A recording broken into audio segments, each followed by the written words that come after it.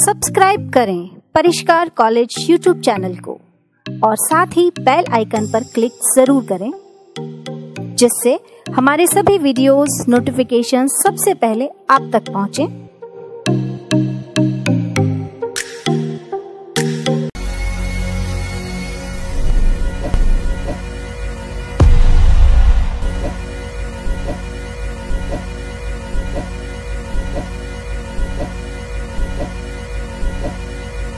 नमस्कार विद्यार्थियों, परिष्कार कॉलेज ऑफ ग्लोबल एक्सीलेंस से मैं डॉक्टर रीता गौड़ आपका हार्दिक स्वागत करती हूं।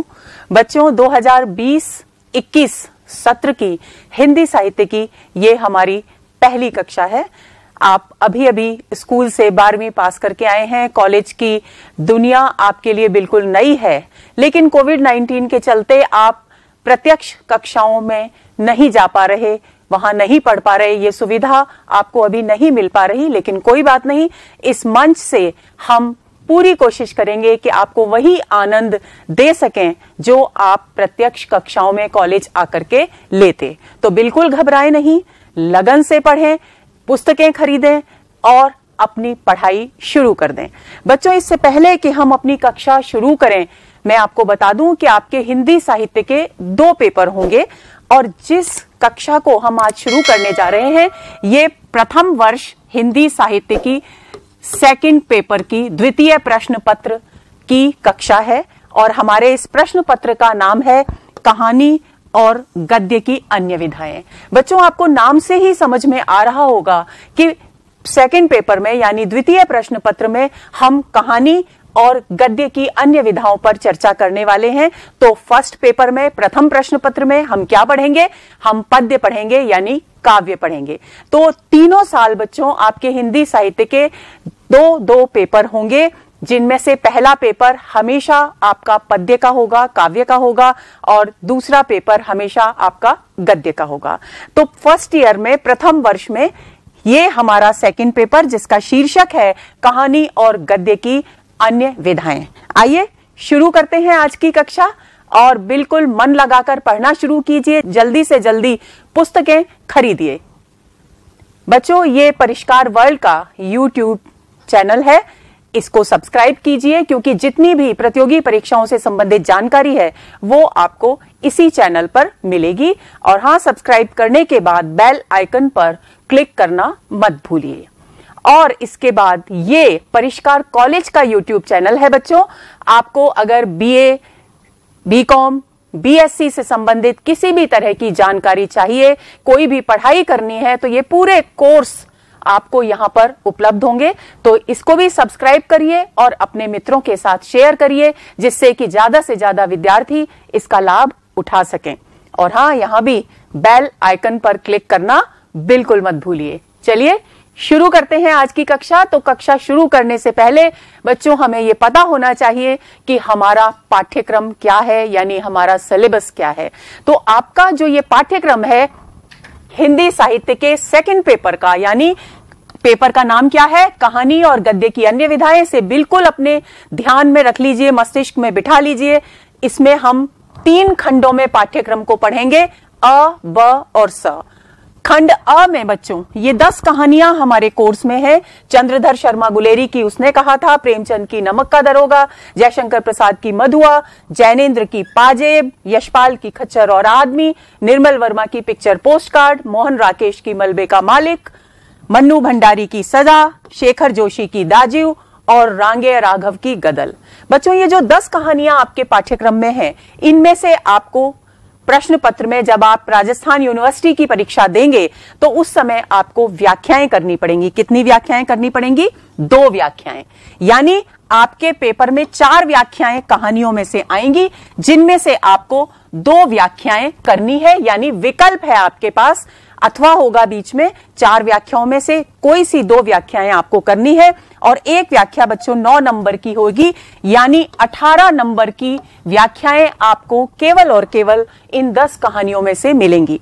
उसके बाद आलोचनात्मक प्रश्नों की बात करें तो बच्चों यहां भी 4 प्रश्न आएंगे आपके, और 15-15 नंबर का होगा। 2 प्रश्न आपको करने होंगे, यानी 30 नंबर के प्रश्न आपको यहां मिलेंगे। तो ये कुल 48 अंक आपको कहानी पढ़ने से मिलेंगे, इन 10 कहानियों से मिलेंगे।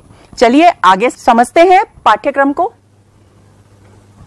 देखिए अब गद्य की विधाएं, क्योंकि पेपर का नाम क्या है बच्चों, कहानी और गद्य की अन्य विधाएं। तो अन्य विधाओं में हमें क्या क्या पढ़ना है, देखिए संस्मरण कौन सा, बसंत के अग्रदूत, निराला पर लिखा, किसने लिखा, अज्ञेय ने लिखा, यात्राव्रत धर्मवीर भारती का पहले भी पढ़ चुके होंगे आप, ठेले पर हिमालय, आत्मव्रत यानी आत्मकथा शानी की गर्दिश के दिन का थोड़ा सा भाग है वही हमको पढ़ना है, पूरी आत्मकथा हमें नहीं पढ़नी है।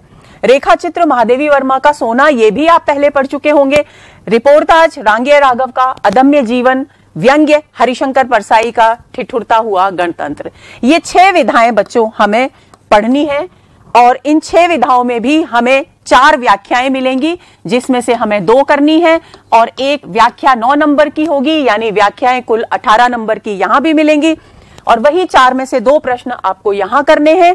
15-15 नंबर का एक प्रश्न होगा, यानी 30 नंबर आपको प्रश्नों के मिलेंगे। कुल मिलाकर 48 नंबर का पेपर आपको गद्य की अन्य विधाओं से मिलेगा, यानी 96 नंबर के पेपर आपके कहानी और गद्य की अन्य विधाओं में से आ जाएंगे। आगे चलिए, स भाग में आपको पढ़ना है कहानी, स्वरूप और परिभाषा, जिस पर हम आज की कक्षा शुरू करने वाले हैं। कहानी का विकास, गद्य की कथित विधाओं का विकास, यानी जो 6 विधाएं हमारे पाठ्यक्रम में है बच्चों, संस्मरण, रेखा चित्र, रिपोर्टाज, यात्राव्रत, आत्मकथा और व्यंग्य, इन सब के बारे में हमें उद्भव और विकास संबंधी जानकारी लिखनी है। यहां पर इन सभी टॉपिक्स पर आपको 4 टिप्पणियां पेपर में मिलेंगी और एक टिप्पणी 2 नंबर की होगी और आपको इन 4 में से कितनी करनी है, 2। तो 2 × 2 कितने हो गए, 4, यानी 4 अंक आपको इस खंड से मिलेंगे। तो बच्चों ये हुआ हमारा सिलेबस, हमारी पाठ्यक्रम की जानकारी। उम्मीद करती हूं कि आपको समझ में आ गई होगी। चलिए अब देखना यह है बच्चों कि ये पाठ्यक्रम जो हम पढ़ने वाले हैं 3 खंडों में, ये हमारी प्रतियोगी परीक्षाओं में और यूनिवर्सिटी की परीक्षाओं में किस प्रकार के पेपर इस पर आधारित आते हैं और प्रतियोगी परीक्षाओं की दृष्टि से ये कितना महत्वपूर्ण है। चलिए देखते हैं। सबसे पहले राजस्थान विश्वविद्यालय की पिछली परीक्षाओं में आए हुए प्रश्नों पर बात करते हैं। देखिए, स्वयं पाठी नॉन कॉलेजिएट बच्चों के 2018 में एक पूरा का पूरा प्रश्न 15 नंबर का वहां पर आ गया। कथा तत्वों के आधार पर कहानी और उपन्यास में अंतर स्पष्ट कीजिए। दूसरा प्रश्न देखिए, हिंदी कहानी की विकास यात्रा या पूरा हिंदी कहानी का विकास आपको लिखना है। 2019 में यह प्रश्न पूछा गया और यह भी प्राइवेट के पेपर में आया। कहानी और उपन्यास का अंतर बताते हुए कहानी के प्रकार बताइए, ये भी रेगुलर स्टूडेंट्स के लिए पेपर में आया, कॉलेजिएट के लिए 2018 में। इस तरह से आपके प्रश्न पत्र में प्रश्न पूछे जाएंगे बच्चों। यहां पर आपको ये ध्यान में रखना है और इन्हीं प्रश्नों को ध्यान में रखते हुए हम अपनी आज की कक्षा शुरू करेंगे। अब देखिए टिप्पणी किस तरह की आएंगी। हिंदी कहानी का अर्थ, परिभाषा और तत्व, एक टिप्पणी आ गई आपकी 2 नंबर के लिए। उस तरह से लिखना है आपको, ये 2016 में आई है। आगे चलते हैं, अब बात करते हैं प्रतियोगी परीक्षाओं में ये टॉपिक्स कितने महत्वपूर्ण हैं। ये जो हमने पाठ्यक्रम में बिंदु देखे हैं ये प्रतियोगी परीक्षाओं की दृष्टि से कितने महत्वपूर्ण है। तो देखिए, सबसे पहले आप देखिए आरपीएससी ग्रेड 2 पेपर 2 मई 2011 में जो हुआ उसमें पूछा गया, प्रेमचंद की कहानियां मानसरोवर नाम से कितने भागों में विभक्त हैं, और ये ऑप्शंस दिए गए आपके। इनके उत्तर पर चर्चा हम अपनी कक्षा के आखिरी पड़ाव में आकर करेंगे। दूसरा प्रश्न देखिए बच्चों, इन कहानियों में एक कहानी जयशंकर प्रसाद की नहीं है। ये भी 2011 में पूछा गया 2nd ग्रेड आरपीएससी की परीक्षा में। इसके ये ऑप्शंस दिए गए। अब शुरू करते हैं बच्चों हमारी आज की कक्षा, यानी हिंदी साहित्य की गद्य की विधाओं और कहानी से संबंधित 2nd पेपर की पहली कक्षा की शुरुआत करते हैं। अब क्योंकि हमारे विषय का नाम क्या है, हिंदी साहित्य। हिंदी तो आप सभी जानते हैं हमारी भाषा है, लेकिन साहित्य आखिर क्या है। अगर हमें साहित्य का पेपर पढ़ना है बच्चों, तो हमें सबसे पहले ये पता होना चाहिए कि जो हम पढ़ने जा रहे हैं वो साहित्य आखिर होता क्या है। चलिए समझते हैं। इसमें मूल शब्द है बेटा संस्कृत का हित। हित का मतलब क्या होता है? भलाई करना किसी की भी, और उसमें संस्कृत का स उपसर्ग लग गया, यानी स उपसर्ग जहां लगता है यानी साथ, यानी भलाई की भावना के साथ, हित की भावना, कल्याण की भावना, परोपकार की भावना के साथ। अब इसमें प्रत्यय लग गया यत, और ये जो यत प्रत्यय होता है बच्चों संस्कृत का प्रत्यय है, इसमें से य शेष रहता है। तो इस प्रकार शब्द क्या बन गया? स, हित और य। अब ये त आधा है तो साहित्य बन गया, लेकिन जैसे ही प्रत्यय लगता है बच्चों व्याकरण के नियमों के अनुसार प्रथम स्वर का दीर्घीकरण हो जाता है, तो ये स का सा हो गया और क्या शब्द बन गया? साहित्य शब्द बन गया। यानी अब इसकी व्युत्पत्ति जब हमने समझ ली कि ये शब्द आखिर बना कैसे, तो आपकी समझ में आ गया होगा कि साहित्य को हम कैसे परिभाषित कर सकते हैं। साहित्य की परिभाषा हुई बच्चों कि वह लिखित रचना जो समाज का मार्गदर्शन करे, समाज के कल्याण के विषय में सोचकर लिखी जाए, समाज के उत्थान के लिए लिखी जाए, वही साहित्य है। देखिए संस्कृत में भी कहा गया है सहितस्य भावः साहित्यम, यानी साहित्य वही है जो सहित का भाव लेकर चले, यानी जिसको लिखने के मूल में लेखक का सहित यानी सबको साथ लेकर, सारे समाज को साथ लेकर, सारे समाज की भलाई को ध्यान में रखते हुए जो कुछ लिखा जाता है वही साहित्य है। आगे चलते हैं बच्चों। साहित्य के तत्व। अब साहित्य में क्या क्या चीजें जरूरी होती हैं बच्चों? देखिए 4 महत्वपूर्ण चीजें यहां होती हैं: भाव, कल्पना, बुद्धि और शैली। देखिए भाव के बिना तो साहित्य लिखा ही नहीं जा सकता। भाव क्या हुए? किसी भी घटना, किसी भी दृश्य या किसी भी स्मृति से लेखक के मन में जो भाव उत्पन्न हुए वो भावनाएं ही भाव हैं। यहां चाहे कविता लिखी जाए, चाहे गद्य की कोई भी विधा लिखी जाए, भाव बहुत महत्वपूर्ण है। आप लोग भी अब तक जितना भी आपने कविता पढ़ी, आपने देखा होगा कि उसका मूल्यांकन, उसकी समीक्षा के जब हम प्रश्न करते हैं तो उसमें भाव पक्ष और कला पक्ष पर बात होती है, तो वही भाव पक्ष ये भाव है। और गद्य में भी मूल भाव की बात करते हैं तो वो भाव है। अब जब भाव उत्पन्न हो जाता है लेखक के हृदय में, तो वो उसमें अपनी कल्पना का मिश्रण करता है, लेकिन कल्पना का मिश्रण बहुत संतुलित मात्रा में करना जरूरी होता है, जिससे कि भावनाएं यथावत बनी रहें, उनके ऊपर कल्पना इतनी हावी ना हो जाए कि पाठक को पढ़ने में आनंद ही ना आए, वो उसके लिए विश्वसनीय ही ना रहे। विश्वसनीय ही ना रहे यानी विश्वास करने योग्य ही ना रहे। दूसरी बात, जब भाव और कल्पना के मिश्रण से जो तैयार होता है लेखक के हृदय में, उसे वो फिर क्या करता है? अपनी बुद्धि की कसौटी पर कसता है, यानी ये कितना तर्कसंगत है, ये उचित है या अनुचित है, समाज के हित के लिए है या समाज के हित के लिए नहीं है। ये सारी बातें सोचकर वो इस बात को लिखित रूप देता है, इस भाव को लिखित रूप देता है। तो ये 3 बातें हो गई। अब जिस शैली में, जिस रूप में वो अभिव्यक्त करता है उसे हम कहते हैं शैली, यानी लिखने का तरीका शैली है। बच्चों गद्य की विधाएं पढ़ते समय जब आप व्याख्या करेंगे तो आपको ये चारों तत्व बहुत अधिक अच्छी तरह से काम में लेने होंगे, क्योंकि विशेष लिखते समय इन चारों की आवश्यकता आपको पड़ने वाली है। तो जब हम व्याख्या करेंगे तो हम विस्तार से इनको और अधिक समझेंगे। चलिए आगे चलते हैं, साहित्य के रूप पर बात करते हैं।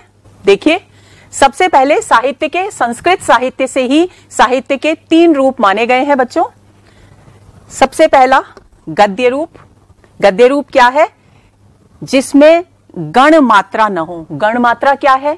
जो छंद जब हम पढ़ते हैं बेटा, तो आप उसमें तगण, भगण, जगण ये सब पढ़ते हैं, तो वो जो गण है छंदों के, वो यहाँ गण हैं। और जो लघु और गुरु की मात्राएं लगाते हैं वो यहाँ मात्राएं हैं। यानी गद्य वह है जिसमें गण और मात्रा यानी छंद नहीं होते, जो छंदबद्ध रचना नहीं होती और साधारण बोलचाल की शैली में लिखी जाती है, उसे हम गद्य कहते हैं। अब पद्य क्या है? पद्य में गण और मात्राएं होती हैं, यानी छंदबद्ध रचना पद्य है। और उसमें क्या होता है, लयात्मकता होती है। कई बार गीति शैली में अगर कोई रचना लिखी जाती है तो उसे गाया भी जा सकता है। तो ये जो शैली गाई जाए जिसमें गण और मात्राएं हो, यानी जो छंदबद्ध हो वो पद्य है, और जो छंदबद्ध नहीं है वो गद्य है। इन दोनों के मिश्रण से भी एक रचना बनती है, एक साहित्य का रूप बनता है, जिसे हम कहते हैं चंपू काव्य, जिसमें लेखक गद्य का भी प्रयोग करता है, गद्य भी लिखता है और पद्य भी लिखता है। तो गद्य पद्य मिश्रित जो साहित्य शैली है उसे हम चंपू कहते हैं। आगे चलते हैं। अब हम एक तुलनात्मक दृष्टि डालेंगे, जबकि मुझे मालूम है बच्चों कि आपको अच्छी तरह से गद्य और पद्य का मतलब समझ में आ गया होगा। ये बात इतनी गहराई से बार बार मैं क्यों दोहरा रही हूं, इसलिए दोहरा रही हूं बच्चों कि हर बार जब व्याख्याएं लिखनी होती हैं गद्य में तो बच्चा हमेशा संदर्भ में लिखता है प्रस्तुत पद्यांश, जबकि क्या लिखना चाहिए, गद्यांश। पद्यांश कहां प्रयोग में आएगा, फर्स्ट पेपर में। तो आप ये भूल बिल्कुल नहीं करेंगे, व्याख्या में प्रस्तुत पद्यांश की जगह प्रस्तुत गद्यांश ही लिखेंगे। अब देखिए गद्य शब्द कैसे बना, गद धातु से बना। संस्कृत की गद धातु, साहित्य में जो यत प्रत्यय लगा था वही यत प्रत्यय यहां लग गया, यत में से य शेष रहा और गद्य शब्द बन गया। अब इस गद धातु का अर्थ क्या है, इस गद धातु का अर्थ है स्पष्ट कहना, कथन करना, यानी किसी भी बात को सीधे और सरल शब्दों में इस प्रकार कहना कि सुनने वाले को वो बात आसानी से समझ में आ जाए, उसे हम गद्य कहते हैं। ये सब बातें हम अभी पढ़ चुके बच्चों। गण मात्रा रहित होता है, लय रहित होता है, इसमें प्रवाहमयता होती है। ये बात हमने अभी नहीं पढ़ी थी। प्रवाहमयता का मतलब क्या है, प्रवाह किसका होता है, नदियों का होता है, जल का प्रवाह होता है। तो जैसे जल के प्रवाह के हम टुकड़े नहीं कर सकते बच्चों, वैसे ही गद्य के प्रभाव का मतलब है कि पहले के वाक्य का आगे के वाक्य से पूरी तरह से संबंधित होना। जब तक पहले का वाक्य बाद के वाक्य से जुड़ा हुआ नहीं होगा, संबंधित नहीं होगा, तब तक गद्य लेखन में प्रवाह नहीं आएगा। और अगर प्रवाह नहीं होगा तो गद्य में रोचकता नहीं रहेगी, बिखराव आ जाएगा और विषय बिल्कुल नीरस हो जाएगा। तो इसलिए प्रवाह बहुत जरूरी है गद्य लेखन के लिए। गद्य के भेद कितने, वैसे तो बहुत सारी विधाएं हैं, हम उनकी चर्चा भी करेंगे, लेकिन प्रमुख जिनकी हम चर्चा यहाँ पर तुलनात्मक अध्ययन कर रहे हैं बच्चों, तो जिनकी हम चर्चा करेंगे वो है उपन्यास, कहानी और निबंध। इसी तरह से जैसे गद्य शब्द बना, उसी तरह से पद धातु से पद्य शब्द बना। यत प्रत्यय यहां भी लग गया। पद का मतलब क्या होता है, चरण, कविता या श्लोक का अंश। ये गणमात्रा रहित होता है, इसमें गणमात्राएं होती हैं, यहां लय नहीं होती, यहां लय होती है, यहां प्रवाह होता है, तो यहां संगीतात्मकता होती है। आपको ध्यान होगा बच्चों कि सूरदास के पद कितने मनोयोग से गाए जाते हैं, तो वो संगीतात्मकता के गुण के कारण ही गाए जाते हैं। पद्य के भेद क्या हैं, महाकाव्य, खंडकाव्य और मुक्तक काव्य। यहां तीन हमने लिए हैं प्रमुख, जो तुलना के आधार हैं। अब देखिए बच्चों, गद्य का जो उपन्यास रूप है वो जीवन के विस्तृत फलक को प्रस्तुत करता है, विस्तार से जीवन को प्रस्तुत करता है। इसी तरह से पद्य का, महाकाव्य में भी जीवन का विस्तृत अंकन होता है, चित्रण होता है। कहानी क्या करती है गद्य में, कहानी जीवन के किसी एक पक्ष, किसी एक घटना या किसी एक मनोभाव या मनःस्थिति को आधार बनाकर लिखी जाती है। यानी उपन्यास और कहानी में अंतर क्या हुआ, उपन्यास पूरे जीवन का चित्र, समग्र चित्र प्रस्तुत करता है, कहानी केवल एक पक्ष को चित्रित करती है। उसी तरह से बच्चों महाकाव्य जीवन का पूरा विस्तृत चित्र प्रस्तुत करता है कविता में, काव्य में, पद्य में, और खंड काव्य जीवन के किसी एक पक्ष को अभिव्यक्त करता है। मुक्तक काव्य की बात करें तो मुक्तक काव्य में क्या होता है बच्चों, मुक्तक काव्य में पहले का पद और बाद का पद आपस में संबंधित नहीं होते। हर पद अपने आप में एक स्वतंत्र रचना होता है, जैसे बिहारी के दोहे, जैसे घनानंद के कवित्त, जैसे कबीर की साखियां। ये इन सब में आपस में संबंध नहीं होता, हर साखी कबीर की एक स्वतंत्र रचना है। तो ये मुक्तक कहलाते हैं। जैसे मीरा के पद मुक्तक का बहुत अच्छा उदाहरण है, क्योंकि उनमें आपस में पूर्वापर संबंध नहीं है। पूर्व यानी पहले के पद बाद के पद से जुड़ा हुआ नहीं है, वहां कथा का प्रवाह नहीं है, जो कि महाकाव्य और खंड काव्य में हमें देखने को मिलता है। इसी तरह से गद्य में जो निबंध है बच्चों, वो किसी भी एक विषय को आधार बनाकर गद्य शैली में लिखे जाते हैं, गद्यात्मक भाषा में लिखे जाते हैं, उनको निबंध कहते हैं। इसमें भी कथा का प्रवाह नहीं होता। चलिए बच्चों, ये हुई गद्य और पद्य पर एक तुलनात्मक दृष्टि। आगे चलते हैं। अब कुछ महत्वपूर्ण चर्चा करेंगे बच्चों कि गद्य आखिर विकसित कैसे हुआ इसके विषय में, क्योंकि ये जितने भी महत्वपूर्ण तथ्य हम यहाँ प्रस्तुत करने वाले हैं, ये प्रतियोगी परीक्षाओं के लिए तो जरूरी है ही, एक साहित्य के विद्यार्थी के लिए भी बहुत जरूरी है। जानना चाहिए, हम हिंदी साहित्य के विद्यार्थी हैं तो हमें उन सारे महत्वपूर्ण तथ्यों से परिचित होना चाहिए, अवगत होना चाहिए जो हमारे लिए महत्वपूर्ण है। तो आइए नजर डालते हैं। देखिए, सबसे पहली बात, कोई कहीं भी प्रश्न पूछा जा सकता है कि गद्य का प्राचीनतम रूप कहां मिलता है, तो संस्कृत में यजुर्वेद में गद्य के प्राचीनतम रूप के दर्शन होते हैं। आगे चलते हैं। गद्य लेखन कैसे विकसित हुआ, हिंदी में गद्य आखिर आया कहां से? तो देखिए, संस्कृत में गद्य था, यजुर्वेद में, उसके बाद बहुत सारे संस्कृत ग्रंथ लिखे गए गद्य को आधार बना करके। उसके बाद राजस्थानी में गद्य लिखा गया, ब्रज भाषा में गद्य लिखा गया, दक्षिणी में गद्य लिखा गया, और यहीं से खड़ी बोली हिंदी में गद्य आया। यानी क्या यात्रा रही खड़ी बोली में गद्य आने की? संस्कृत से राजस्थानी में, फिर ब्रज भाषा और दक्षिणी में, और उसके बाद खड़ी बोली में गद्य लेखन प्रारंभ हुआ। आगे चलते हैं। तीसरी बात, अब खड़ी बोली गद्य का पहला ग्रंथ कौन सा है? बहुत पूछा जाता है बच्चों प्रतियोगी परीक्षाओं में, फर्स्ट ग्रेड में, सेकंड ग्रेड में। आप अच्छी तरह से ध्यान में बिठा लीजिए इसे। ये है चंद छंद वर्णन की महिमा, कवि गंग के द्वारा लिखा गया। ये अकबर के समकालीन कवि थे, यानी 16वीं शताब्दी इनका समय निर्धारित हुआ। आगे चलते हैं। आचार्य शुक्ल, देखिए सभी विद्वान सर्वमान्य मत के अनुसार अगर बात करें तो चंद छंद वर्णन की महिमा कवि गंग के द्वारा लिखा गया ग्रंथ हिंदी गद्य का पहला ग्रंथ है। लेकिन आचार्य शुक्ल कहते हैं कि अगर खड़ी बोली गद्य का प्रथम ग्रंथ उनसे पूछा जाए, उनकी दृष्टि में, तो भाषा योग वासिष्ठ को वो खड़ी बोली गद्य का पहला ग्रंथ मानते हैं, जो राम प्रसाद निरंजनी के द्वारा लिखा गया, और ये पटियाला दरबार में थे। कहां थे? पटियाला दरबार में। ये बात आप याद रख लीजिए। अब शुक्ल जी क्यों चंद छंद की जगह भाषा योग वासिष्ठ को खड़ी बोली गद्य का पहला ग्रंथ मानते हैं, उसका कारण वो ये बताते हैं बच्चों कि चंद छंद वर्णन की महिमा में परिष्कृत गद्य के दर्शन नहीं होते, जबकि राम प्रसाद निरंजनी के भाषा योग वशिष्ठ में अपेक्षाकृत परिष्कृत गद्य के दर्शन होते हैं। इसलिए इसे ही गद्य का पहला ग्रंथ माना जाना चाहिए। तो आपको ध्यान रखना है, अगर पूछा जाए प्रतियोगी परीक्षा में कि आचार्य शुक्ल के अनुसार गद्य का कौन सा पहला ग्रंथ है, तो आप ये नाम लिखेंगे, अन्यथा आप चंद छंद वर्णन की महिमा ही लिखेंगे। आगे चलिए। आचार्य शुक्ल के अनुसार आधुनिक काल की सर्वाधिक महत्वपूर्ण साहित्यिक घटना क्या है?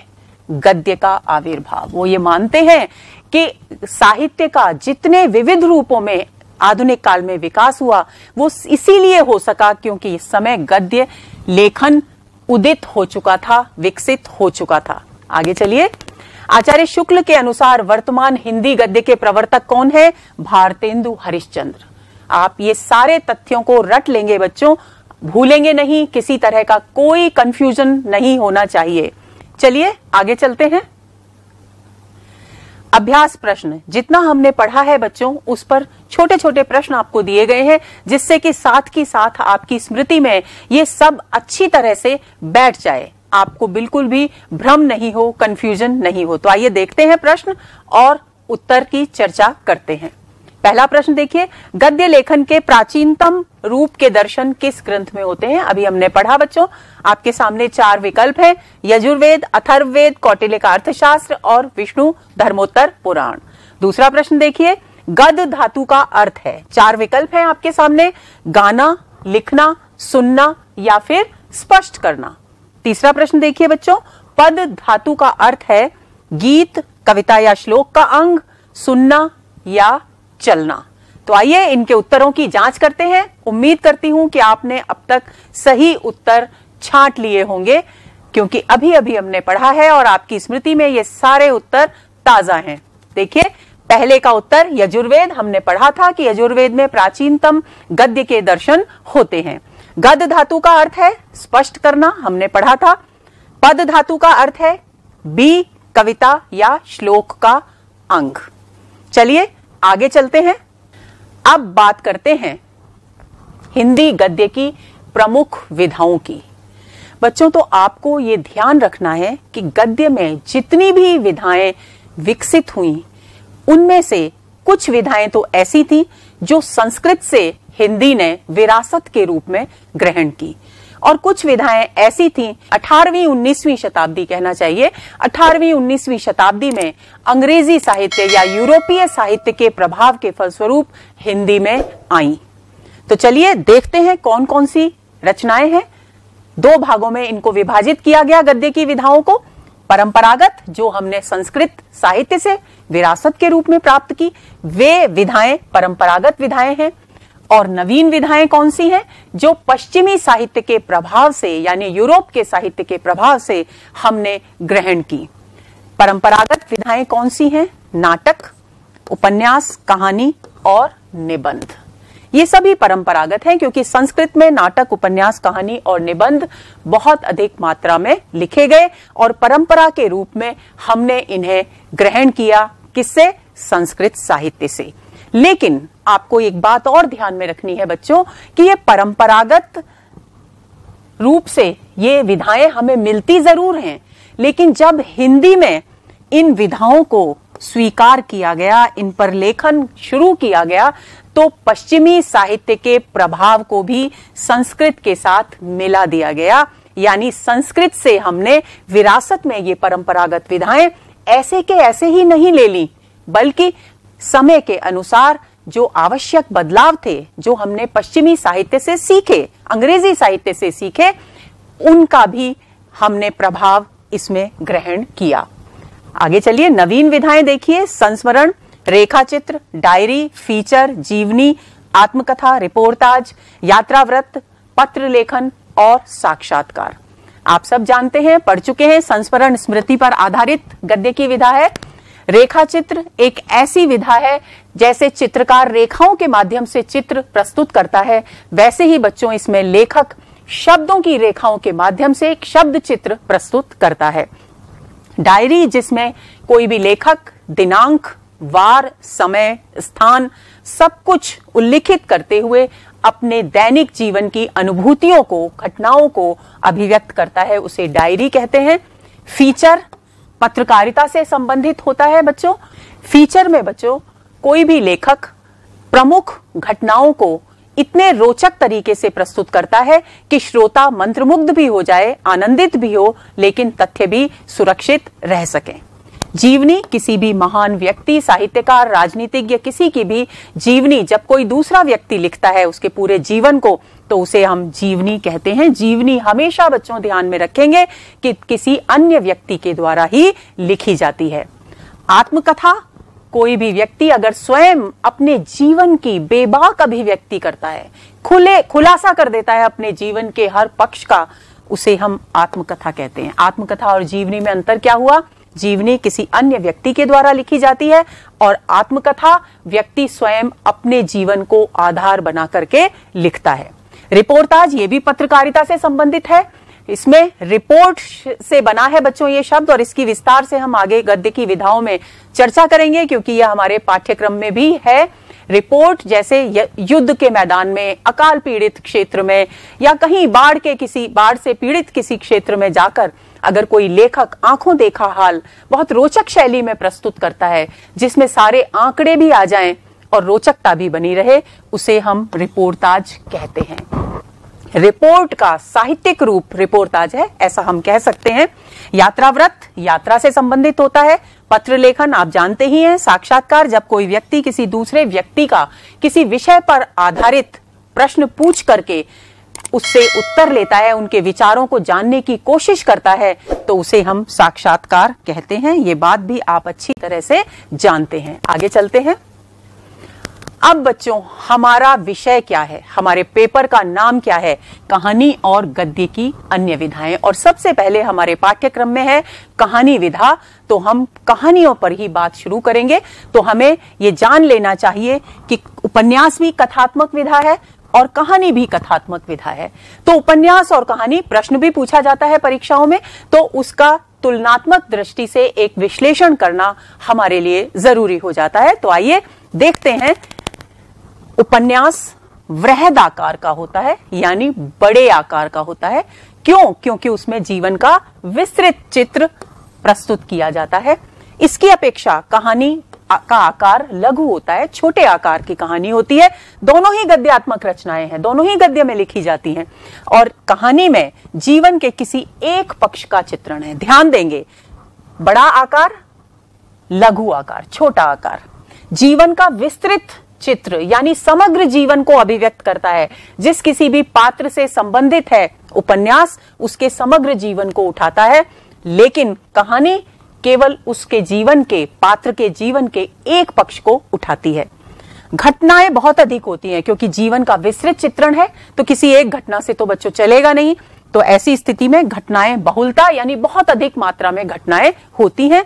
लेकिन कहानी क्योंकि जीवन के एक पक्ष से संबंधित है, तो घटनाएं बहुत कम, कभी कभी तो एक ही घटना होती है। पात्र यहां अधिक होते हैं। जब घटनाएं अधिक है, विस्तृत चित्रण है, तो स्वाभाविक है कि पात्रों की संख्या भी अधिक होगी। और कहानी में पात्रों की संख्या कम होती है, और कभी कभी तो 2 पात्रों में ही पूरी कहानी समाप्त हो जाती है। ऐसी स्थिति में अगर किसी तीसरे पात्र की आवश्यकता भी पड़ती है बच्चों लेखक को, तो वो सांकेतिक पात्रों के माध्यम से अपना ये कार्य पूरा कर लेता है। सांकेतिक पात्र कौन से होते हैं? वे जिनका 2 पात्रों की बातचीत के माध्यम से परिचय कहानीकार प्रस्तुत करता है, उन्हें बच्चों हम सांकेतिक पात्र या अप्रत्यक्ष पात्र कहते हैं। आगे देखिए, यहां पर मूल कथा तो होती ही है उपन्यास में, लेकिन उससे जुड़ी बहुत सारी प्रासंगिक कथाएं भी होती हैं, जो उस मूल कथा को सशक्त और प्रभावशाली बनाती हैं। यहां पर केवल मूल कथा होती है, क्योंकि जीवन का एक पक्ष है, एक ही घटना है, तो उस स्थिति में केवल मूल कथा होती है। कभी कभी छोटे छोटे प्रसंग जरूर मूल कथा को सहायता देने के लिए, उसे प्रभावशाली बनाने के लिए जोड़ दिए जाते हैं, लेकिन प्रमुख रूप से यहां पर प्रधानता मूल कथा की ही होती है। तो बच्चों, ये हुई उपन्यास और कहानी के अंतर पर एक तुलनात्मक दृष्टि। चलिए आगे चलते हैं और इनके प्रश्नों पर बात करते हैं। अभ्यास प्रश्न, निम्नलिखित में से गद्य की परंपरागत विधा नहीं है। बच्चों, अभी हमने गद्य की विधाओं पर चर्चा की, तो आपको ये जानना है, ये तलाश करना है कि इसमें सही उत्तर कौन सा है। 4 विकल्प हैं आपके सामने, आत्मकथा, नाटक, कहानी और उपन्यास। और प्रश्न में क्या पूछा जा रहा है? गद्य की परंपरागत विधा, यानी स्पष्ट है कि आत्मकथा गद्य की परंपरागत विधा नहीं है। आगे चलते हैं। दूसरा प्रश्न देखिए, निम्नलिखित में से उपन्यास और कहानी के अंतर से संबंधित असत्य कथन। बच्चों, प्रतियोगी परीक्षाओं में अक्सर कंफ्यूज हो जाते हैं बच्चे, सत्य और असत्य पर ध्यान ही नहीं देते। तो आपको हमेशा प्रश्न को बहुत ध्यान से पढ़ना है। क्या पूछा गया है? असत्य, यानी जो गलत है। देखिए ऑप्शंस, देखिए, उपन्यास में जीवन के किसी एक पक्ष का विस्तृत चित्रण होता है, जबकि कहानी में किसी एक पक्ष की सांकेतिक अभिव्यक्ति होती है। दूसरा, उपन्यास में मूल कथा से जुड़ी अन्य प्रासंगिक कथाएं भी होती हैं, जबकि कहानी में केवल मूल कथा होती है। उपन्यास में पात्रों की संख्या अधिक होती है, किंतु कहानी में पात्र कम होते हैं। उपन्यास में घटनाओं का आधिक्य होता है, जबकि कहानी में कम घटनाएं होती हैं। अब देखिए आप, उपन्यास में जीवन के एक पक्ष का विस्तृत चित्रण होता है क्या? नहीं। तो यानी यही इसका सही उत्तर है। बाकी सब उपन्यास में होते हैं। मूल कथा से जुड़ी प्रासंगिक कथाएं भी होती हैं और कहानी में मूल कथा होती है, बिल्कुल सच है। पात्रों की संख्या के बारे में जो कुछ भी कहा गया वो भी बिल्कुल सच है, और घटनाओं के बारे में जो कहा गया वो भी सत्य कथन है, यानी असत्य कथन कौन सा हुआ? ए। आगे चलते हैं। अब बच्चों हम शुरू करते हैं यहां से अपनी कक्षा। ये तो अब तक तो थी हमारी हिंदी साहित्य के सेकंड पेपर की पृष्ठभूमि, जिसमें आपके लिए जो भी आवश्यक जानकारी है वो हमने देने की कोशिश की। अब हम आ जाते हैं अपनी कहानी विधा पर, क्योंकि हमारे पाठ्यक्रम में 10 कहानियां हैं, तो हमारे लिए कहानी को गहराई से जानना बहुत जरूरी है, उसके उद्भव और विकास, उसकी परिभाषाओं पर चर्चा करना बहुत जरूरी है। तो अब प्रश्न ये उठता है कि कहानी शब्द आखिर बना कैसे? जैसे हमने गद्य जाना, साहित्य जाना, पद्य जाना, वैसे ही बच्चों हम समझेंगे कि कहानी शब्द कैसे बना। आइए देखते हैं। देखिए, कहानी शब्द कैसे बना? मूल शब्द क्या है? क्योंकि संस्कृत से ही हमने अपनी भाषागत साहित्यगत विरासत प्राप्त की है, तो मूल शब्द क्या है? कथा। किसका शब्द है? संस्कृत का। मूल धातु क्या है? कथ। कथ का मतलब क्या होता है? कहना। और कहानी में देखिए, ये कहना जो शब्द है ये किससे जुड़ रहा है? कहानी से जुड़ रहा है, यानी जो कही जाए वही कहानी है। लेकिन ये बना कैसे? इस बदलाव को हमें बच्चों समझने की जरूरत है। संस्कृत में शब्द मूल था कथा। आगे चलिए, प्राकृत और अपभ्रंश में ये कथा शब्द कहा हो गया, यानी थ की जगह ह ने ले ली। अब ये प्राकृत और अपभ्रंश भाषाएं क्या हैं?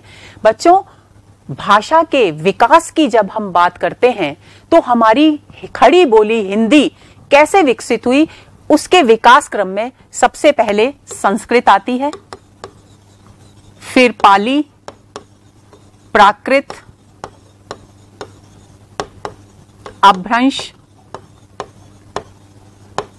अवहट और फिर आती है हिंदी। इसे आप अपने ध्यान में बिठा लीजिए, क्योंकि ये विकास क्रम आपको बहुत काम आने वाला है। तो देखिए, संस्कृत में सबसे पहले भाषा थी हमारी संस्कृत। संस्कृत में कथा था, लेकिन प्राकृत और अपभ्रंश में आकर के हो गया कहा। और उसके बाद आगे चलिए, कहा से अवधी भोजपुरी यानी हिंदी पे आ गए हम। ये भी अवहट भी प्रारंभिक हिंदी कहते हैं विद्वान इसको भी। तो इस चरण में आकर, भाषा के विकास के इस दौर में आकर के बहुत सारी क्षेत्रीय भाषाएं बच्चों विकसित हुई, जिनमें अवधी, भोजपुरी, राजस्थानी, मैथिली, ये बहुत सारी भाषाएं थी। उनमें से अवधी और भोजपुरी जो बहुत ज्यादा जिनमें साहित्य सृजन किया गया, उनमें ये कहा शब्द हो गया कहनी। आगे देखिए, अब कहनी से खड़ी बोली हिंदी में विकसित हो गया कहानी। तो ये हुई बच्चों कहानी शब्द के विकास की यात्रा, जो आपको अच्छी तरह समझ लेनी है। लेकिन ये बात आपको तभी समझ में आएगी जब आप इस विकास क्रम को बहुत ध्यान से याद रख लेंगे, समझ लेंगे। चलिए आगे चलते हैं। कहानी शब्द विकसित हुआ, यानी कहानी क्या? वह जो कही जाए। कहानी, क्योंकि अब कही जाए वो कहानी क्यों है, इस बात को भी समझ लीजिए बच्चों। क्योंकि शुरुआत में केवल बोला जाता था, कहा जाता था। लिखित परंपरा कब आई? लिखित परंपरा तब आई जब प्रिंटिंग प्रेस स्थापित हो गई आधुनिक युग में आकर के। उससे पहले तो आपने पढ़ा होगा भोजपत्रों पर लिखा जाता था। तो भोजपत्रों पर लिखे जाने की भी बहुत अधिक सीमा है, बहुत सीमित है वो क्षेत्र, तो बहुत अधिक साहित्य वहां पर लिखा नहीं जा सकता था। ऐसी स्थिति में मौखिक परंपराएं चलती थी, इसलिए कहानी कही जाती थी। लिखित रूप में कब आई? जब प्रिंटिंग प्रेस आ गई। आगे चलिए, अब कहानी के पर्याय देखिए। ये तो संस्कृत का शब्द है, लेकिन इसके अलावा हिंदी में 2 शब्द और चर्चित रहे कहानी के पर्यायवाची के रूप में, और वे थे गल्प और आख्यायिका। गल्प ज्यादातर बंगला कहानी में इस्तेमाल किया गया, कभी कुछ विद्वानों ने हिंदी में भी कहानी के लिए गल्प इस्तेमाल किया, लेकिन प्रधानता आख्यायिका शब्द की ही रही। तो खड़ी बोली हिंदी में कहानी को क्या कहा गया? आख्यायिका। बंगला में कहा गया गल्प, और संस्कृत में था कथा। अब देखिए, इनका अंतर समझ लीजिए। कथा जो थी संस्कृत की, उसका कथानक कल्पित था, यानी कल्पना पर आधारित था।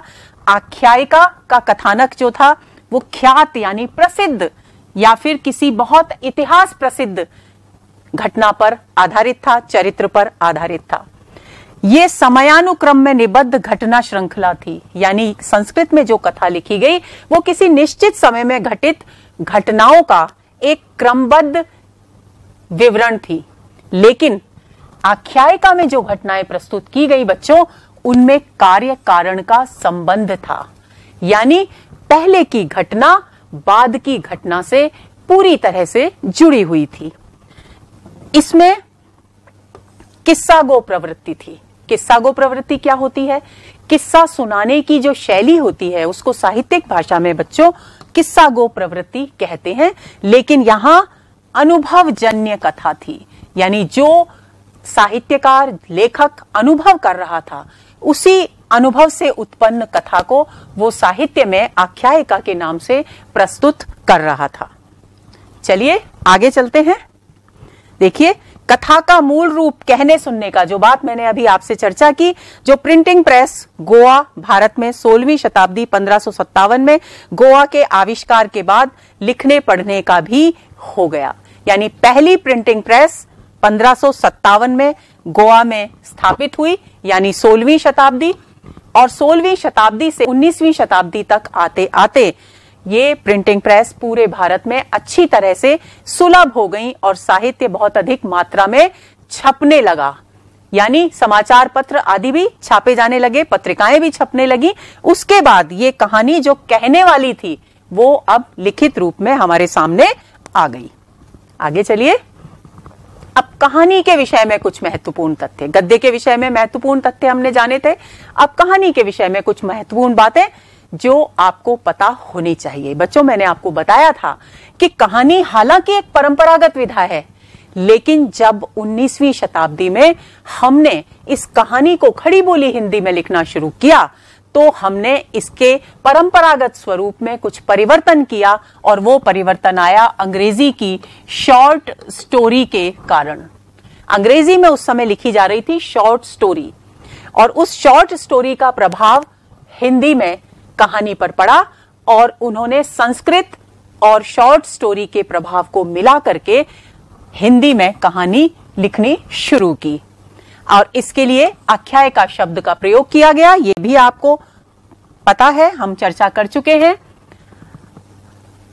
अब आपको यह भी ध्यान रखना है बच्चों कि सबसे पहले आख्यायिका शब्द का इस्तेमाल किसने किया? बाबू श्याम सुंदर दास ने। इसको अच्छी तरह ध्यान में रखिएगा, प्रतियोगी परीक्षाओं के लिए बहुत महत्वपूर्ण है। अब 1900 में सरस्वती पत्रिका के पहले अंक में किशोरी लाल गोस्वामी की कहानी इंदुमती, ध्यान दीजिएगा, 1902 में, गुलबहार 1903 में प्रकाशित हुई, और महावीर प्रसाद द्विवेदी की कथाएं भी आख्यायिका के नाम से ही प्रकाशित हुई। इस कथन को लिखने का उद्देश्य क्या है बच्चों?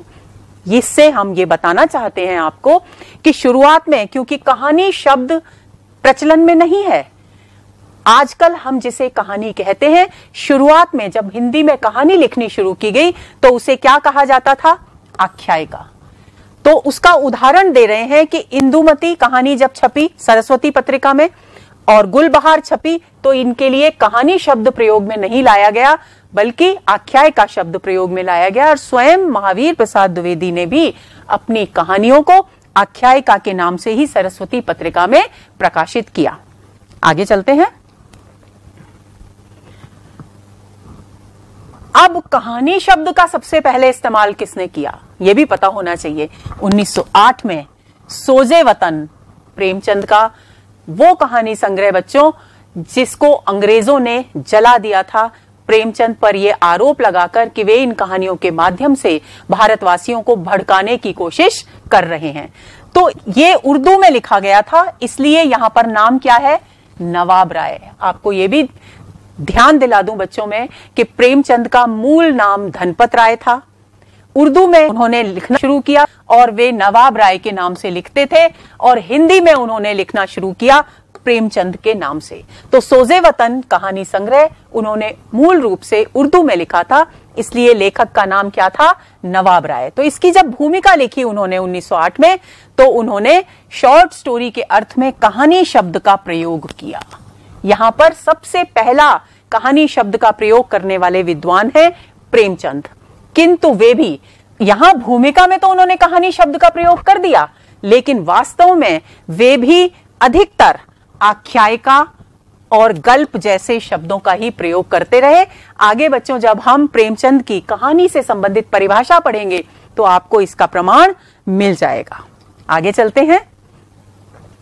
आचार्य शुक्ल ने कथा में इतिवृत्त का प्रवाह आवश्यक माना और कहानी में भिन्न स्थितियों का चित्रण। अब देखिए, आचार्य रामचंद्र शुक्ल बहुत बड़े हिंदी साहित्य के विद्वान कथा और कहानी में अंतर बता रहे हैं। वो कह रहे हैं इसमें घटनाओं का इतिवृत्त यानी घटनाओं वर्णन का प्रवाह होता है, लेकिन कहानी में भिन्न भिन्न स्थितियों का चित्रण किया जाता है।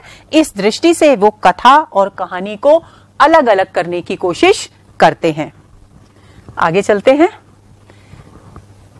प्रेमचंद, और यहीं से शुरू करेंगे हम कहानी की परिभाषा, क्योंकि कहानी उपन्यास सम्राट है प्रेमचंद, कथा सम्राट है प्रेमचंद। तो यहीं से शुरुआत। प्रेमचंद क्या कहते हैं? देखिए, गल्प। मैंने अभी आपसे कहा था कि उन्होंने भले ही 1908 में सोजे वतन की भूमिका में कहानी शब्द का इस्तेमाल कर लिया हो, लेकिन वे गल्प और आख्यायिका शब्दों का प्रयोग ही अधिकतर करते रहे। गल्प ऐसी रचना है जिसमें जीवन के किसी एक मनोभाव को प्रदर्शित करना ही लेखक का उद्देश्य रहता है। यानी क्या महत्वपूर्ण बात है? जीवन का एक मनोभाव।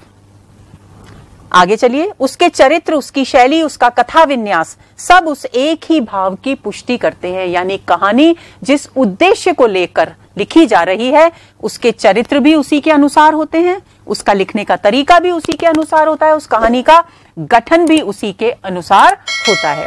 वह ऐसा रमणीय उद्यान है। कहानी की तुलना किससे कर रहे हैं?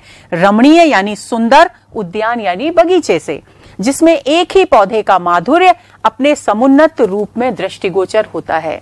यानी कहानी एक ऐसा बगीचा है जिसमें, क्योंकि एक ही घटना होती है कहानी में, तो उस एक घटना को इन्होंने प्रतीक रूप में, एक पौधे को एक घटना का प्रतीक बना दिया। तो कहते हैं कि कहानी में जो कार्य एक घटना करती है, अपने सुंदर रूप से, अपने सौंदर्य से, अपने प्रभाव से, अपनी रोचकता से पाठकों का मन हर लेती है, वही काम उद्यान में एक पौधे का सौंदर्य और उसकी मधुरता करते हैं। यानी जिस तरह से किसी बगीचे की सुंदरता को बढ़ाने का काम एक पौधा करता है, उसी तरह से कहानी में एक घटना कहानी के सौंदर्य को बढ़ाती है।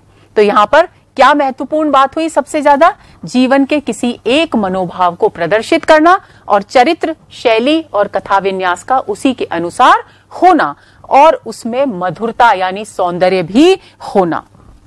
अगली परिभाषा देखते हैं बच्चों। जयशंकर प्रसाद, दूसरे महान कथाकार हिंदी साहित्य के। देखिए आप क्या कहते हैं?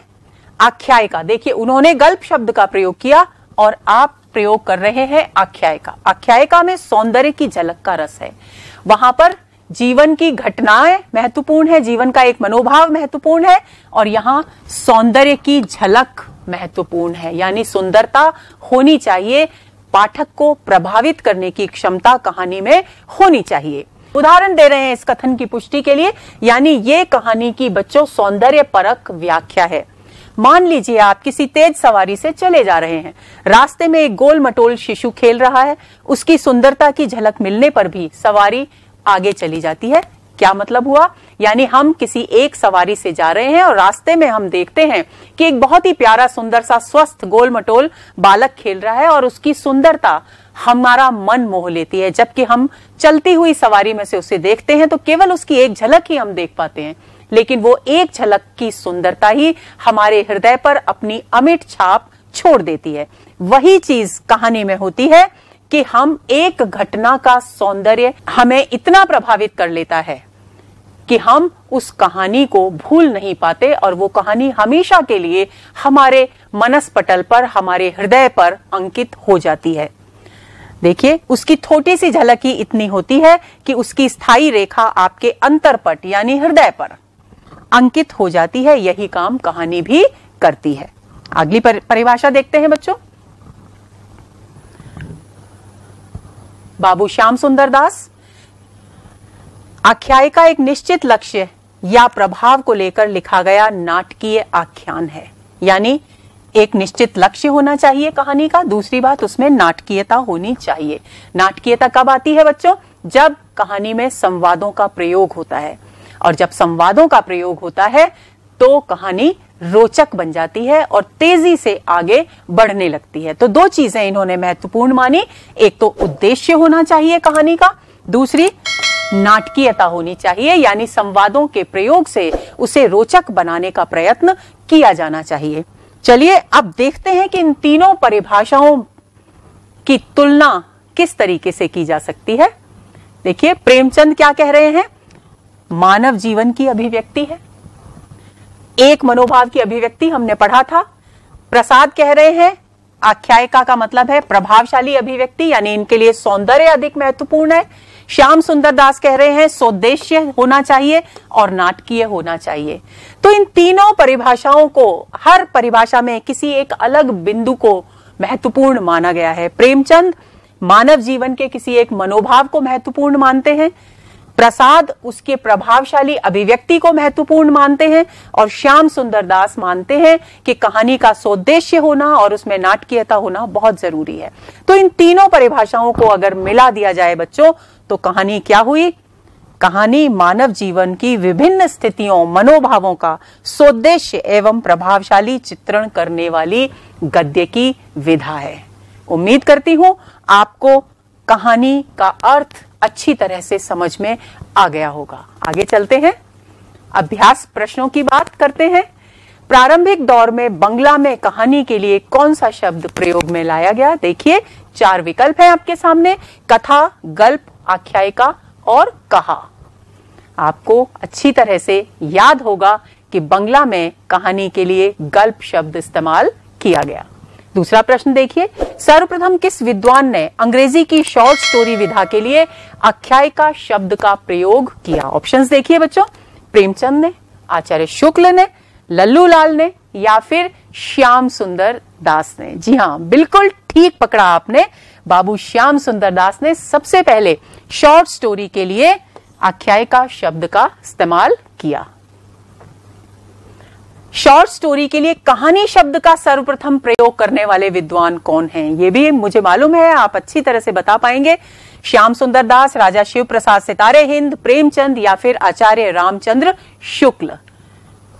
प्रेमचंद, अभी हमने इतनी विस्तार से चर्चा की, सोजे वतन की भूमिका में उन्होंने कहानी शब्द का प्रयोग किया था। अगला प्रश्न देखते हैं, निम्नलिखित में से किस विद्वान ने कहानी की सौंदर्य परक परिभाषा दी? ये चर्चा भी हम कर चुके बच्चों।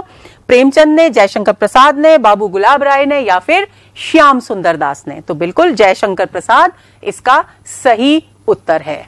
चलिए आगे चलते हैं, कहानी के विकास के चरणों की बात करते हैं। तो कहानी के विकास के 6 चरण बच्चों माने गए हैं। सबसे पहला चरण प्रारंभिक काल की कहानी, जो 1900 से पहले की है। ध्यान रखेंगे, 1900 से पहले जो कहानी लिखी गई उसे प्रारंभिक काल की कहानी कहा गया है। उसके बाद आती है प्रेमचंद पूर्व कहानी, यानी प्रेमचंद के कहानी के क्षेत्र में आगमन के पहले जो कहानी लिखी गई, जो 1900 से 1916 के बीच की कहानी है। क्योंकि इससे पहले प्रेमचंद और पहले से ही कहानियां लिख रहे थे, लेकिन वे कहानियां उर्दू में थी। तीसरा, प्रेमचंद युगीन कहानी 1916 से 1936 के बीच लिखी गई। चौथा, प्रेमचंदोत्तर कहानी 1936 से 1950 के बीच लिखी गई। पांचवी, नई कहानी 1950 से 1960 के बीच। और छठा, साठोत्तर कहानी आंदोलन 1960 से अब तक। अब इन पर हम क्रम से चर्चा करेंगे, बहुत अच्छी तरह समझेंगे, क्योंकि प्रश्न पूरे विकास पर भी आ सकता है और केवल प्रेमचंद युगीन कहानी पर भी आ सकता है, प्रेमचंदोत्तर कहानी पर भी आ सकता है, नई कहानी पर भी अलग से आ सकता है और साठोत्तर कहानी आंदोलनों पर भी अलग अलग प्रश्न पूछा जा सकता है। तो हमें ये पूरा का पूरा विकास क्रम अच्छी तरह से समझ लेना है। आगे चलते हैं।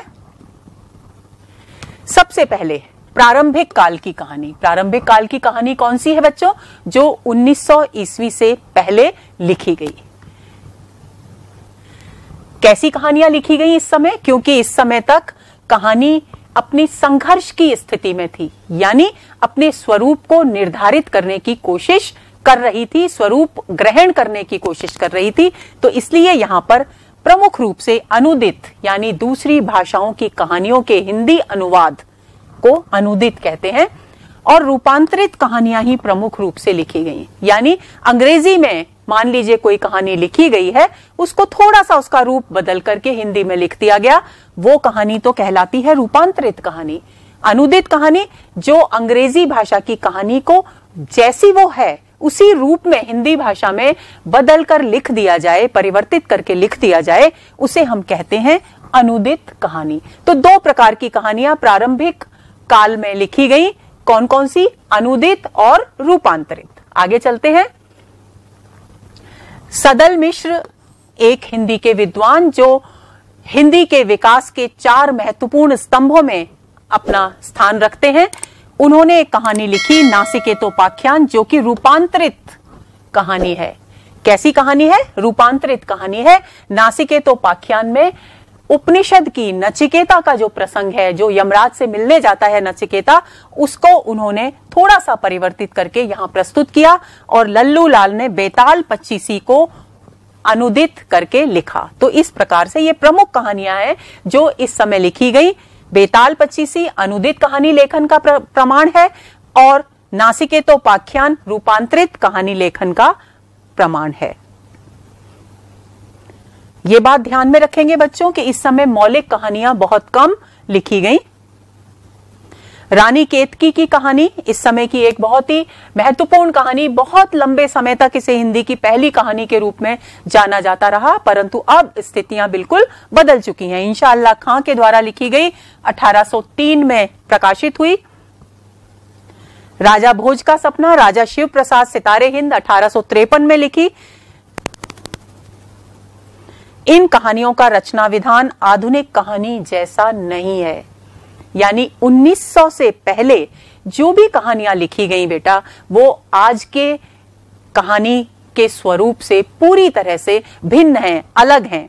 वो कहानी पुरानी परंपरागत संस्कृत से कथा से प्राप्त जो हमारी विरासत थी, उसी स्वरूप के अनुसार ये लिखी गई और इनमें ज्यादातर अनुदित और रूपांतरित थी। मौलिक कहानियां इस समय बिल्कुल नहीं लिखी गई। इस बात को ध्यान में रख लीजिए। प्रारंभिक काल में यानी 1900 से पहले हिंदी में मौलिक कहानियां नहीं लिखी गई, केवल रूपांतरित और अनुदित कहानियों की ही प्रधानता रही। आगे चलते हैं। प्रेमचंद पूर्व कहानी, क्या लिखा है इधर? प्रयोग काल, यानी पहले अनुदित और रूपांतरित कहानी और उसके बाद अब कहानी के क्षेत्र में 1900 से 1916 के बीच नए नए प्रयोग किए गए ताकि कहानी के स्वरूप को निर्धारित किया जा सके। 1900 से 1910 ईस्वी के समय आधुनिक हिंदी कहानी का प्रयोग काल रहा।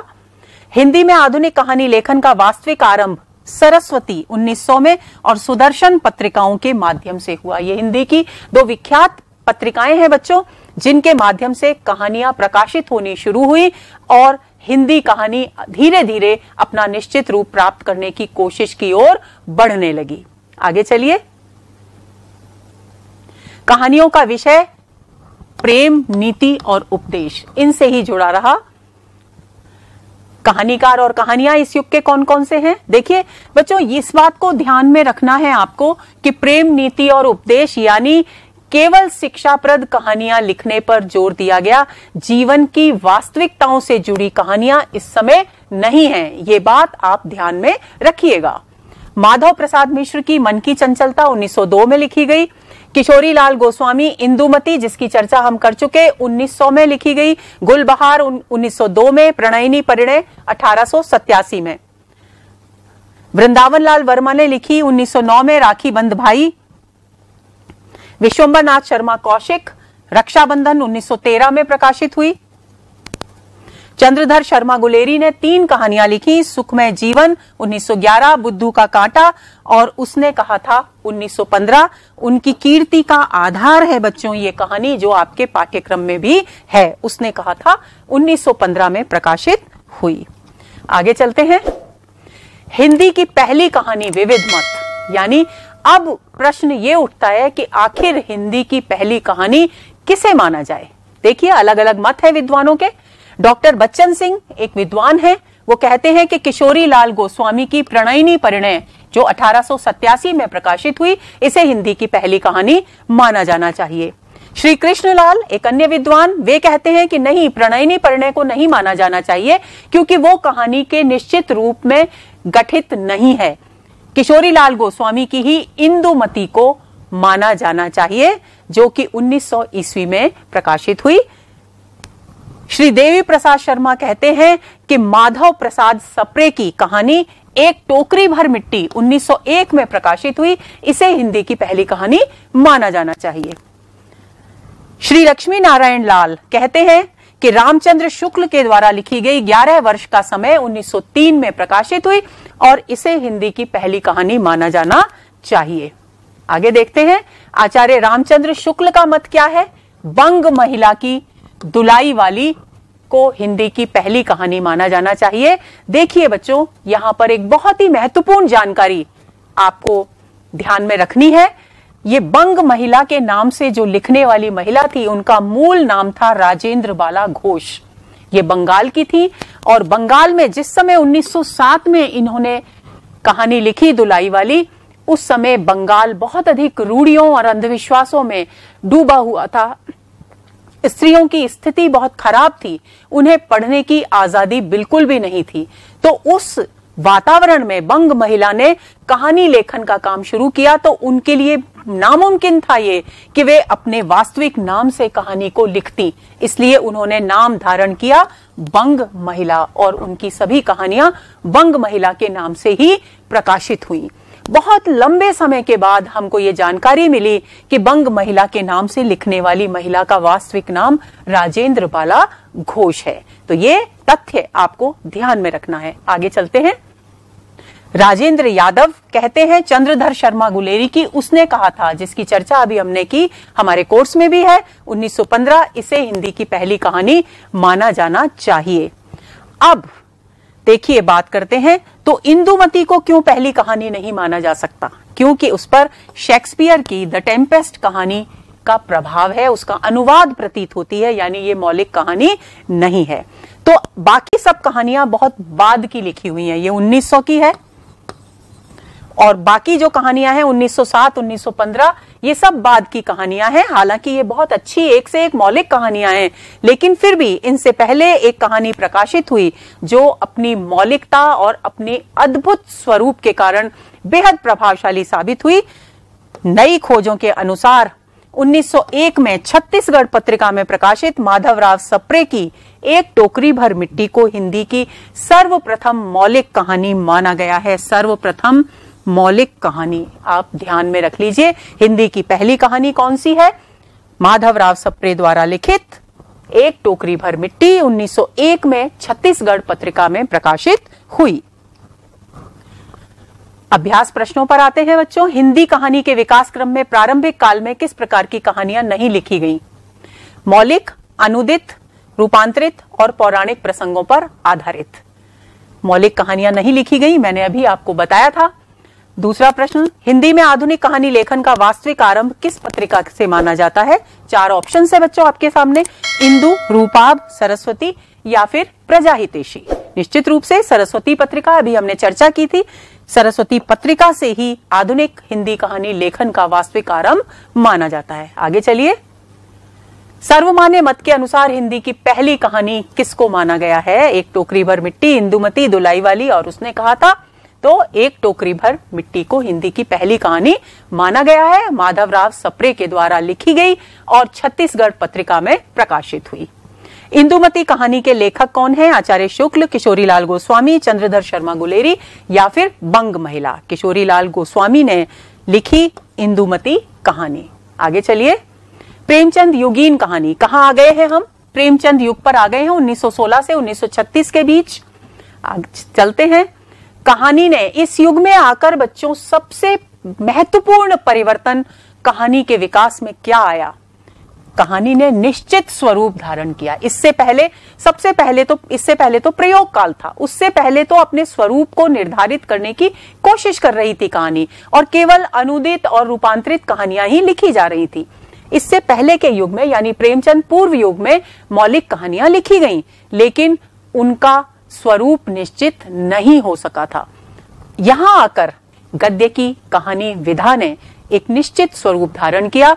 जीवन से जुड़े विषय, अभी तक काल्पनिक विषय थे, नीति और उपदेश की बातें थी, लेकिन अब कहानी प्रत्यक्ष रूप से जीवन से जुड़ गई। जीवन से जुड़े विषयों, सामाजिक समस्याओं, मानव अंतर्द्वंद्व यानी मनुष्य के हृदय में चलने वाले अंतर्द्वंद्व को भी यहां पर अभिव्यक्त किया जाने लगा, और मनोविज्ञान पर आधारित कहानियां भी लिखी जाने लगी। भाषा का स्वरूप भी स्थिर हो गया। आपको यहां पर एक जानकारी दे दूं कि हिंदी भाषा के स्वरूप को परिष्कृत रूप में स्थिर करने में महत्वपूर्ण योगदान है बच्चों महावीर प्रसाद द्विवेदी का, और ये काम उन्होंने सरस्वती पत्रिका के माध्यम से पूरा किया। तो इस बात को आप भूलेंगे नहीं। भाषा का स्वरूप स्थिर करना किसकी देन है? महावीर प्रसाद द्विवेदी की। और किसके माध्यम से? सरस्वती पत्रिका के माध्यम से। तो ये बात आपको ध्यान में रखनी है। तो दो कार्य यहां पर हो गए, कहानी ने निश्चित रूप धारण किया और भाषा का स्वरूप भी स्थिर हो गया। आगे चलते हैं। प्रेमचंद प्रमुख कहानीकार, क्योंकि प्रेमचंद युग है। कहानी के विकास क्रम में केंद्र में प्रेमचंद है बच्चों, क्योंकि प्रेमचंद ने ही कहानी की दिशा को बदला।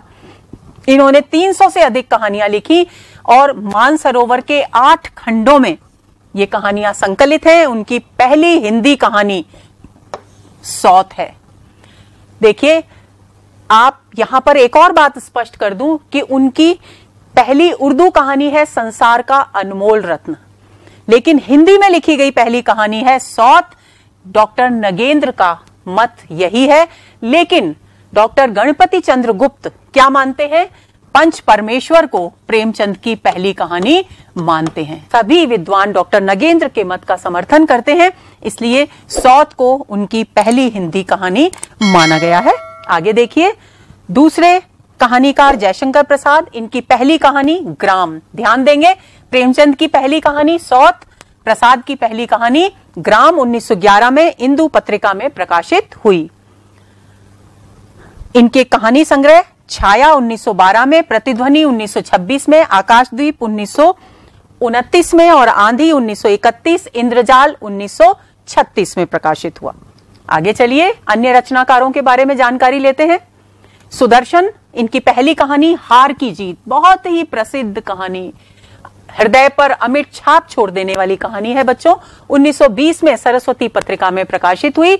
इनके कहानी संग्रह है सुदर्शन सुधा, सुदर्शन सुमन, तीर्थ यात्रा, पुष्पलता, गल्प मंजरी, सुप्रभात, चार कहानियां, नगीना, पनघट और परिवर्तन। आगे चलते हैं। पांडे बेचन शर्मा उग्र, इनके कहानी संग्रह चिंगारियां, शैतान मंडली, इंद्रधनुष, बलात्कार, चॉकलेट, दोजक की आग, निर्लज्जा और सन की अमीर। आगे चलते हैं बच्चों। आचार्य चतुरसेन शास्त्री एक बहुत ही महत्वपूर्ण कहानीकार इस युग के। पहली कहानी इनकी गृहलक्ष्मी और कहानी संग्रह है अम्बपालिका, प्रबुद्ध, भिक्षुराज, बावरचिन, हल्दी घाटी में, बाण वधु, दे खुदा की राह पर, ककड़ी की कीमत, सिंहगढ़ विजय, पन्नाधाय और रूठी रानी। अगले कहानीकार हैं उपेंद्रनाथ अश्क, निशानियां, दोधारा, मुक्त, देशभक्त, कांगड़ा का तेली, डाची, आकाशचारी और टेबल लैंप इनकी प्रसिद्ध कहानियां हैं। आगे चलते हैं। सूर्यकांत त्रिपाठी निराला, जिनको आप कवि के रूप में जानते हैं, उन्होंने भी कहानियां लिखी इस युग में। लिली, सखी, सुकुल की बीवी और चतुरी चमार उनकी प्रसिद्ध रचनाएं हैं। अब आती है तुलनात्मक दृष्टि की बात। प्रेमचंद पूर्व कहानी और प्रेमचंद युगीन कहानी में क्या अंतर है। बार बार आप सोच रहे होंगे बच्चों कि मैं ये तुलनात्मक दृष्टि लेकर क्यों आ जाती हूं। इसलिए जिससे कि आपने जो कुछ पढ़ा उसकी अगर हम साथ साथ तुलना भी करते जाएंगे बच्चों, तो वो आपके स्मृति पटल पर, आपकी याद में, आपकी मेमोरी में हमेशा के लिए अंकित हो जाएगा और फिर आपको ज्यादा परिश्रम करने की जरूरत नहीं रहेगी। ये आपका हिंदी साहित्य का आधार बनाने का वर्ष है। आगे इस पर इमारत आसानी से बन सकेगी। तो ध्यान से समझने की कोशिश कीजिए एक एक बात को। प्रेमचंद पूर्व कहानी कैसी थी? कहानी का प्रयोग काल था। प्रेमचंद युग में क्या बदलाव आया? कहानी ने निश्चित स्वरूप धारण किया, अभी हमने पढ़ा। प्रेमचंद पूर्व कहानी काल्पनिक विषयों पर आधारित थी। राजा रानी की कहानियां, परियों की कहानियां, उपदेशों की कहानियां, इन सबको लेकर नीति की कहानी लिखी गई। और यहां पर प्रेमचंद ने किस सिद्धांत को स्थापित किया अपनी कहानियों के माध्यम से बच्चों? वो है आदर्शोन्मुख यथार्थवाद। ये प्रेमचंद का वो सिद्धांत है जिसके माध्यम से उन्होंने कहानी साहित्य को किससे जोड़ा? जीवन से जोड़ा। आदर्शोन्मुख यथार्थवाद का मतलब क्या है कि पहले जीवन के यथार्थ की अभिव्यक्ति करना, जीवन के यथार्थ का चित्र प्रस्तुत करना और उसके बाद कहानी के अंत में जाकर किसी एक आदर्श की स्थापना करना। बच्चों, हमारे एक पाठ्यक्रम में प्रेमचंद की नमक का दरोगा कहानी है और जब हम उसे पढ़ेंगे तो आपको आसानी से ये आदर्शोन्मुख यथार्थवाद का सिद्धांत समझ में आ जाएगा। आगे चलिए। विषय यहां पर प्रेम, नीति, उपदेश और यहां समाज, राजनीति, देशभक्ति, मानव अंतर्द्वंद, यानी समकालीन परिवेश से उस समय जो कुछ भी वातावरण था, अंग्रेजों का जमाना था और उस समय किस दौर से गुजर रहा था भारतवर्ष, भारत की जनता, भारत के लोग और किस तरह से संघर्ष कर रहे थे आजादी पाने के लिए, वो सारी स्थितियां इनकी कहानियों में प्रत्यक्ष या अप्रत्यक्ष रूप से सामने आती हैं। आपने बच्चों 12वीं में 2 बैलों की कथा प्रेमचंद की कहानी पढ़ी होगी, जहां बैलों के माध्यम से आजादी के संघर्ष की बात को संकेतित किया गया है कहानीकार के द्वारा। तो इस तरह से कहानी का विषय पूरी तरह से प्रेमचंद पूर्व से प्रेमचंद युग में आकर के परिवर्तित हो जाता है। समाज, राजनीति, देशभक्ति और मनुष्य के अंतर्द्वंद, विभिन्न परिस्थितियों में क्या उहापोह, क्या उथल पुथल मचती है मनुष्य के हृदय में, उन सब का चित्रण प्रेमचंद की कहानियों में बखूबी देखने को मिलता है। ये जीवन से दूर थी लेकिन ये जीवन के बिल्कुल निकट आ गई। यहां भाषा का स्वरूप स्थिर नहीं था लेकिन यहां भाषा का स्वरूप स्थिर हो गया। ये हुई बात बच्चों प्रेमचंद पूर्व युग और प्रेमचंद युगीन कहानी पर एक तुलनात्मक दृष्टि की। आगे चलते हैं। अभ्यास प्रश्नों की बारी आ गई है, उसके बिना तो हम आपको छोड़ने वाले हैं नहीं। चलिए रिवाइज करते हैं जो कुछ भी पढ़ा अब तक। प्रेमचंद पूर्व युग में कहानी लेखन का विषय नहीं था। प्रेम, यथार्थ, समाज सुधार, नीति और उपदेश। निश्चित रूप से यथार्थ की अभिव्यक्ति प्रेमचंद पूर्व युग में नहीं थी। क्यों? क्योंकि यहां पर क्या था? काल्पनिक विषयों को आधार बनाकर कहानियां लिखी गई थी। दूसरा देखिए, किस युग में आकर कहानी ने निश्चित स्वरूप धारण किया? बहुत ही आसान सवाल है बच्चों। प्रेमचंद युग, प्रेमचंद पूर्व युग, प्रारंभिक युग और प्रेमचंदोत्तर युग। तो प्रेमचंद युग में कहानी ने निश्चित स्वरूप धारण किया। आगे चलिए। प्रेमचंद की कहानियां किस संग्रह में संकलित हैं? मानसरोवर, आंधी, आहुति, चतुरी, चमार। तो मानसरोवर के 8 खंडों में संकलित हैं प्रेमचंद की 300 कहानियां। ये बात आपको याद रखनी है। आगे चलते हैं। जयशंकर प्रसाद और प्रेमचंद की क्रमशः प्रथम कहानियां। किस शब्द पर जोर देंगे? क्रमशः और फिर प्रथम।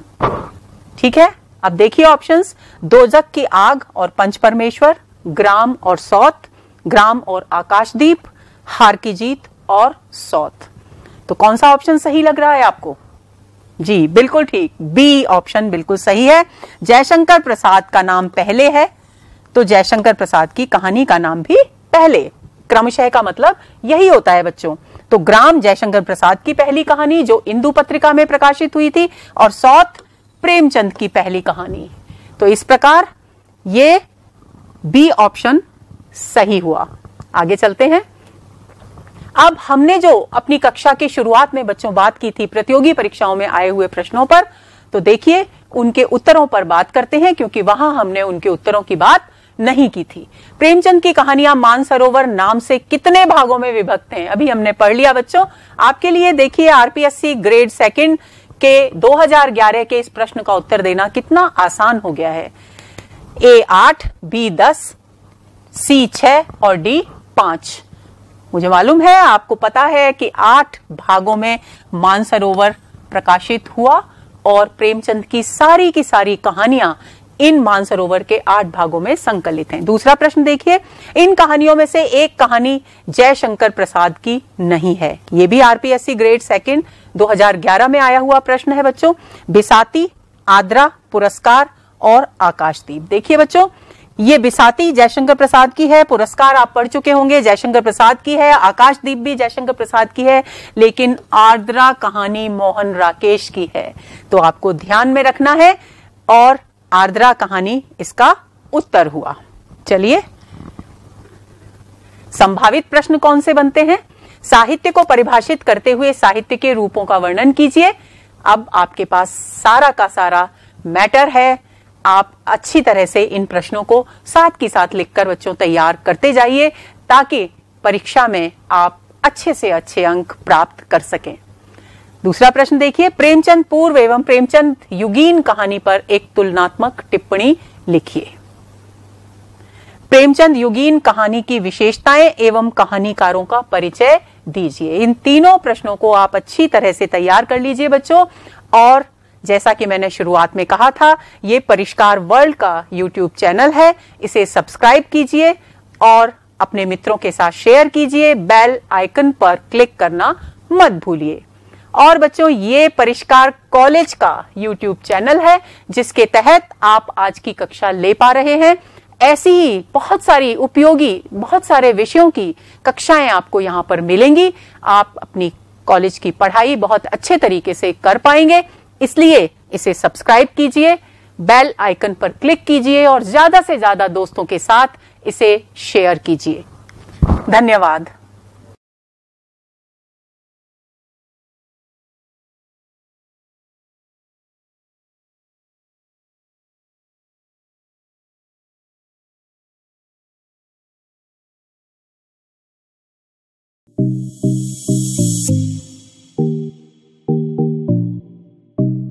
सब्सक्राइब करें परिष्कार कॉलेज यूट्यूब चैनल को और साथ ही बेल आइकन पर क्लिक जरूर करें, जिससे हमारे सभी वीडियोस नोटिफिकेशन सबसे पहले आप तक पहुंचे।